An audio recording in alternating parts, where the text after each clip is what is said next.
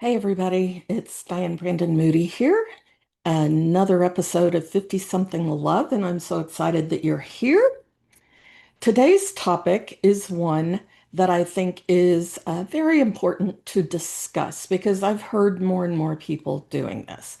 And that is, should you do coaching or should you just take the shortcut and go hire a matchmaker? What I want to say to this is I am not against matchmaking in any shape or form. They can bring people to you that have already been vetted, that they already know whether they're married or not, or whether they have money or not, and etc. So there are plenty of good reasons why hiring a matchmaker could be super good for you.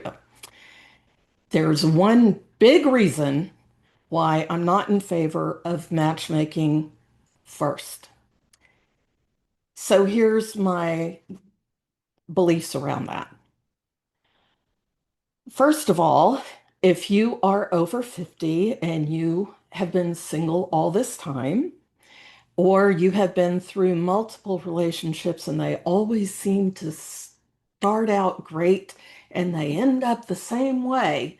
He's married, he's an alcoholic, he's abusive, he's a narcissist, or whatever it is that you're talking about, it always ends up the same way. There's more at work here than just bad luck. I don't want to make this sound blamey at all because that is not my intent. But a lot of us, myself included, when we find ourselves finally getting the relationship that we want, and in my case, I got married at 58, took me a long damn time to get there. There's something else at work. And in my case, there were multiple things at work. You can grab my 7 patterns that smart women run for dating. I think I just mangled that title at my website at dianebrandonmoody.com. And I think I probably ran every one of those patterns at one time or another. But your nervous system gets very used to protecting you from what could be hurt feelings, devastation from a relationship that doesn't work out. Um, it's trying to protect you, but what it's doing instead is keeping you inside this same loop that your nervous system knows about.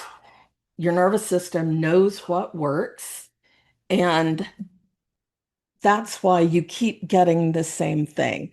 I don't know how many times I've heard this story that, my dad was an alcoholic. This is not true in my case. My dad was not an alcoholic, but my dad was an alcoholic.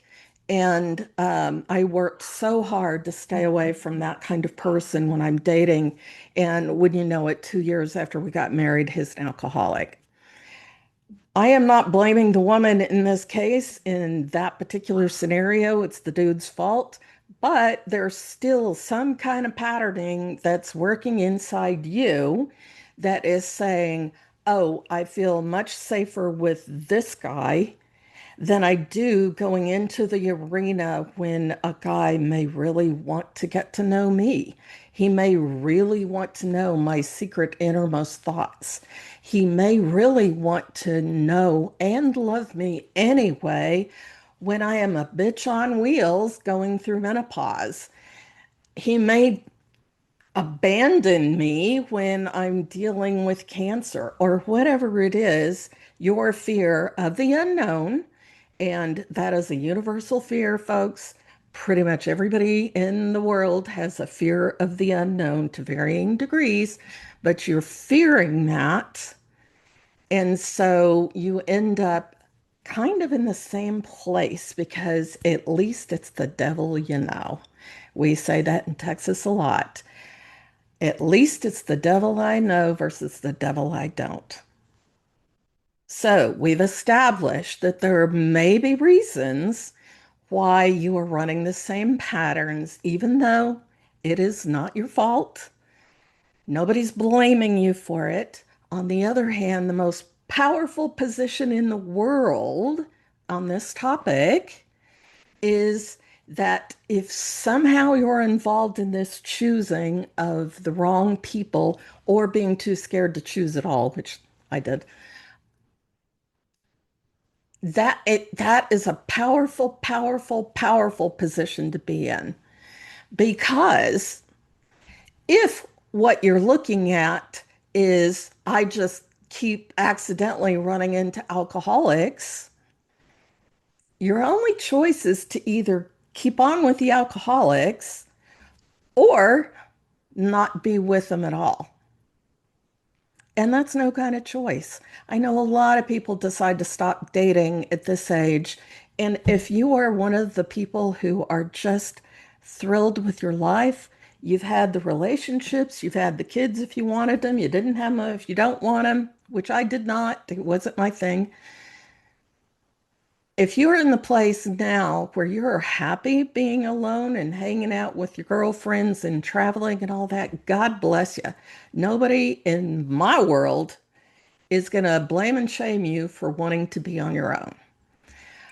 But I urge you not to give up if the position that you're in is really, I've messed up so many times, I cannot possibly make another good choice. I am scared to make another wrong choice. And so therefore I give up. Don't do that to yourself, sweetie. That's that's just giving up. So the powerful position is to get some coaching before you do the matchmaking bit, because then after coaching, you're not going to be making up reasons why all these guys don't work for you. He has an accent. I don't want an accent. He needs to be this tall. He needs to blah, blah, blah. He needs to have this much kind of money. He needs to have this kind of family. No kids, whatever.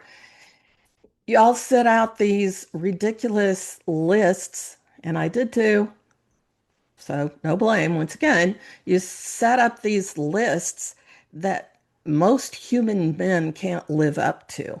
They may give it a try, but they're not going to be able to do it forever because that's just not the way human beings are. Nobody ends up the way that you started out. When you have your first date, your second date, your third date, your third month, your fifth month, whatever, you're still in a halo of hormones and dopamine and serotonin, and you're all just thrilled with the way everything is. Once you get married and you're dealing with illness or grown children, or you have budget issues, or things aren't going the way you want to, or communication problems, whatever, that happens when you're in the relationship. You have to have the solid love behind you. You don't just need the dopamine. You need the love, the respect, the shared visions of what your life will be like in order for that relationship to work. So, matchmaking, again, a wonderful thing if you can afford it. It can be very expensive depending on where you go and who you talk to. Um, Sometimes they're long contracts, they will take a while. Um, they can only match you with people that they have. So if you're looking for this Mr. Perfect dude and they don't have Mr. Perfect, or they do have Mr. Perfect and Mr. Perfect isn't into you, that happens, then that's a powerless place to be if you haven't really knocked out some of this nervous system stuff that keeps you from getting to your person in the first place. Um, you probably have unconscious blocks. I know I did. If I could tell you stories, but I'm not going to. Um, maybe secretly at the at the bottom of all this is you fear that you're not good enough, but you're going to hide that from yourself and you're going to hide that from the other guys by pretending he's not good enough. That's called projection. All humans do it at some time or another. Those of us who've done some work will catch ourselves in it eventually. Or if we've had spouses who've done the work, the spouse will sometimes say, sounds like projection to me. So that will only carry you so far. If you keep on finding fault with the people that the matchmaker delivers, and that's the report that I keep getting back from the people I know who have tried it, is that they say, she never gave me the ones I wanted. Okay, I don't know the particular situation of each of these. I haven't, you know, done an autopsy on the whole conversation, the beliefs or their contracts with the matchmaker. But I would be willing to guess that a whole lot of that is just made up. It just is. That's just the way it works in modern days. If you're doing your coaching first, you can be prepared for matchmaking. You you can have more ideas about what is really, really needed in your life. If you are looking for a long-term relationship or you're looking for marriage, there are things far more important than how tall he is. I happen to get a tall one. I'm a tall woman.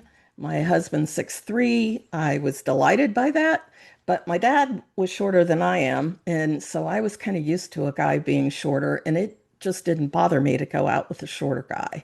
So it just never really bothered me, but a whole lot of women get really hung up on that. And what that is in many cases, first of all, it's evolutionary. When we were living in caves, we were physically unsafe if we didn't have a man to keep the hyenas and the other cavemen away from us while we were bearing children. So that's a little bit evolutionary. It's also part projection because a lot of women, and this has been said, it's been said by former clients, etc., that they're looking for a big hunky guy because they will feel smaller with a big guy because they're not comfortable with their own body as it is. Now, whether that's something that can be fixed or not fixed, I don't know. But that is really more projection. And before you say that all men are just looking for a skinny woman, that just isn't true. I have not been skinny for most of my life in varying weights. I've weighed all over the place. But when I was dating, I was not skinny for most of it, and I still had plenty of dates. They didn't all work out, and I wasn't always somebody's cup of tea, and they weren't always mine. But this isn't true of all guys. There are plenty of guys who have no problem with who you are if you're okay with who you are and you can project that you love who you are.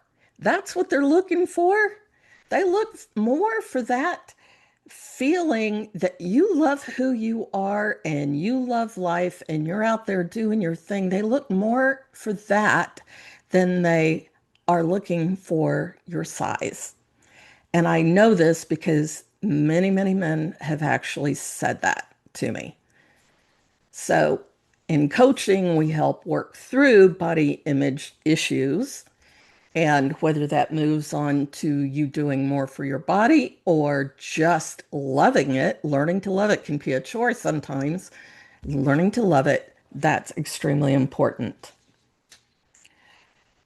So these are the reasons why that I recommend that you do your coaching first. Do your coaching before you do the matchmaking, and you will end up appreciating the matchmaking much more. And I'm saying this assuming you get a good matchmaker. Matchmaking is a whole different world from what I do. Um, I had a former client say that I should get into that, and I looked into it a little bit, and I was like, "Oh, no, that's just a whole nother line of business, and it's not for me right now." But assuming you get a good one, I think that you will have a completely different experience if you do the coaching first. And then it becomes much easier to find your match. And you may not even need a matchmaker at that point. Maybe you will, maybe you won't. We'll just see how that works. So, thank you for being here. I am so happy to have you here. Again, go unlock that 7 patterns guide that's on my website, dianebrandonmoody.com.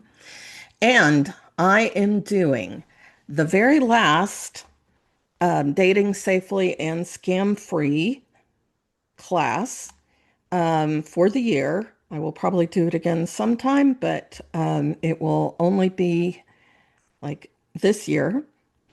And that is June 25th, Thursday, June 25th at 7 p.m. And again, go to my website. If you want to go there, go into dianebrandonmoody.com/safety. We go through how to keep yourself physically, emotionally, and financially safe while dating. I know 3 people personally who lost $160,000 while dating. That was just the 3 of them. One of them was a guy, 40 years old, had a PhD. He wasn't a dummy, but he got taken. The other 2 weren't dummies. They got taken.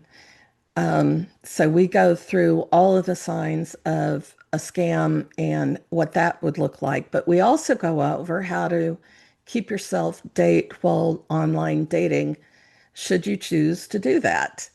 And even if you don't want to do online dating and you want to meet in person, I have tips for that too. So that is Thursday, June 25th at 7 p.m. You can get that on the website too. DianeBrandonMoody.com is where you find everything.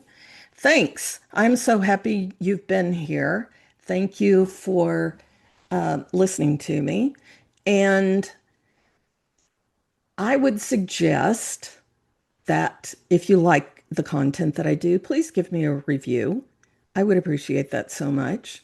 And I would also appreciate your sending it to a girlfriend if you've had a girlfriend complain to you about any of the topics I talk about. And this is my 3rd year, so we've talked about a lot. Please, please have her listen to this. I wish you all the best now that we're in the good old summertime. Peace out. Have a good week.